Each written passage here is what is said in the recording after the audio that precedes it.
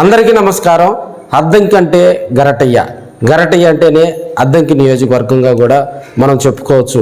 ఎందుకంటే 7 సార్లు ఆయన అద్దంకి నియోజకవర్గంలో ఎమ్మెల్యేగా పోటీ చేయటం జరిగింది.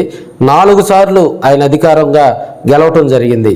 అయితే మనం 1983, 85లో ఆయన 2 సార్లు ఎమ్మెల్యేగా వరుసగా చేసినటువంటి పరిస్థితి.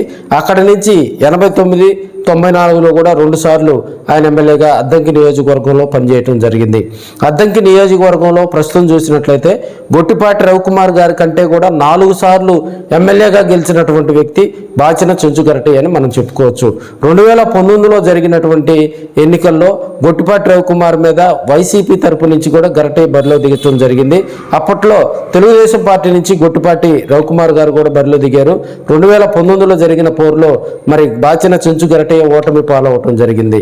అయితే అప్పటి నుంచి కూడా వైసీపీకి సంబంధించి 19 నుంచి 24 వరకు ఆయన కుమారుడు బాచిన కృష్ణ చైతన్యను అక్కడ నియోజకవర్గ ఇన్ఛార్జిగా కూడా గరటయ్య నియమింపజేసుకొని 2024 ఎన్నికల ముందు వరకు కూడా వారు అక్కడ ఇన్ఛార్జిగా పనిచేయడం జరిగింది.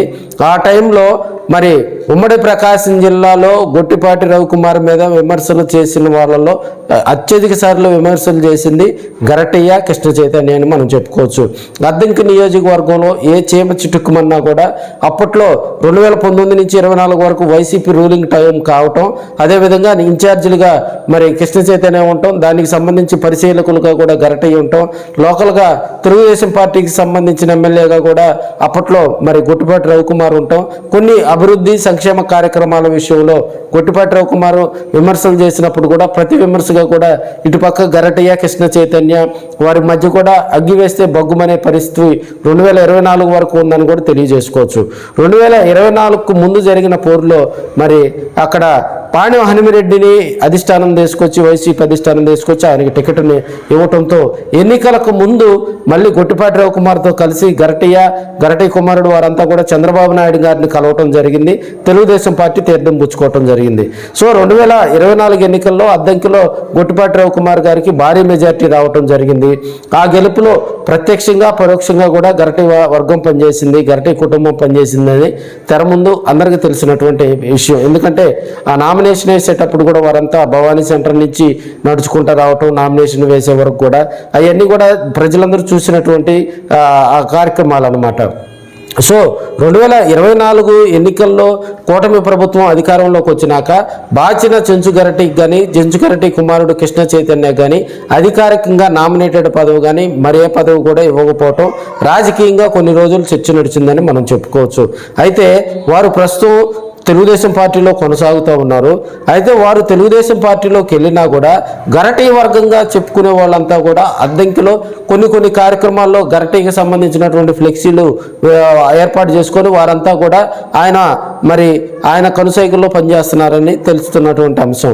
తాజాగా కృష్ణ చైతన్య బర్త్డే సందర్భంగా కూడా అద్దంకిలో భారీగా ఫ్లెక్సీలు ఏర్పాటు చేయడం చర్చకు వచ్చిందని చెప్పుకోవచ్చు. ఎందుకంటే వారికి ప్రస్తుతం కూటమిలో కూడా ఏ పదవి లేదు, అటు పార్టీ పదవి కానీ ఇటు రాజకీయ పదవి కానీ అదేవిధంగా నామినేటెడ్ పదవి కానీ లేకపోవటం, కృష్ణ చైతన్య బర్త్డేకి సంబంధించి ఎక్కడా కూడా ఎల్లో ఫ్లెక్సీలు వెలగకపోవటం కూడా రాజకీయంగా చర్చ నడుస్తున్న వేళ మరి ఏదైనా రేపు బర్త్డే సందర్భంగా కృష్ణ చైతన్య ఏదైనా సంచలన ప్రకటన చేస్తారేమో అని రాజకీయ విశ్లేషకులు కూడా భావిస్తున్నట్టు తెలుస్తూ ఉంది.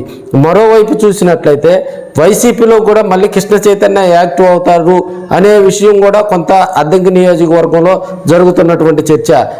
వైసీపీకి సంబంధించి మరి బాచిన కృష్ణ చైతన్యాన్ని తీసుకొచ్చి కొంత ప్రయోగాలు చేస్తారేమో. ఎందుకంటే గతంలో ఆయన వైసీపీలో పనిచేసిన టైంలో కూడా కొంత వారితో పరిచయాలు ఉన్నాయని చెప్తున్నటువంటి అంశం. రాజకీయంగా ఏ పార్టీలో ఎవరు ఎప్పుడు పార్టీ మారుతారనేది అర్థం కాని విషయం. ఎందుకంటే గతంలో తెలుగుదేశం పార్టీలో యాక్టివ్గా పనిచేసినటువంటి 4 సార్లు అద్దంకిలో గెలిచినటువంటి గరటయ్య గారు కూడా 4 సార్లు తెలుగుదేశం పార్టీ వైపు నుంచి గెలిచినటువంటి వ్యక్తి.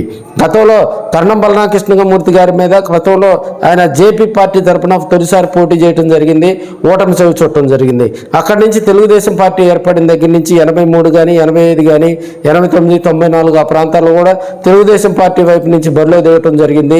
గరటి సక్సెస్ అవ్వటం జరిగింది. సో ఇప్పుడున్న పరిస్థితుల్లో మరి కృష్ణ చైతన్యకి సంబంధించి రేపు బర్త్డే వేడుకలు గ్రాండ్గా సెలబ్రేట్ చేసేలాగా వారంతా కూడా భారీగా ఫ్లెక్సీలు ఏర్పాటు చేసుకోవటం అద్దంకి నియోజకవర్గంలో కూడా కొంత చర్చ నడుస్తున్న వేళ మరి రేపు ఏదైనా సంచలన ప్రకటన ఉండొచ్చా? గరటయ్య రాజకీయ వారసుడిగా కూడా కృష్ణ చైతన్యాన్ని రంగంలోకి దించి రేపు మళ్ళీ, ఎందుకంటే సర్పంచ్ ఎలక్షన్స్ అయిపోయిన తర్వాత కూడా మళ్ళీ కొంత గ్యాప్ వచ్చే అవకాశాలు ఉన్నాయి కాబట్టి 2029 ఎన్నికలకు వారు ఇప్పటి నుంచే ప్రణాళికలు సిద్ధం చేసుకుంటున్నారా?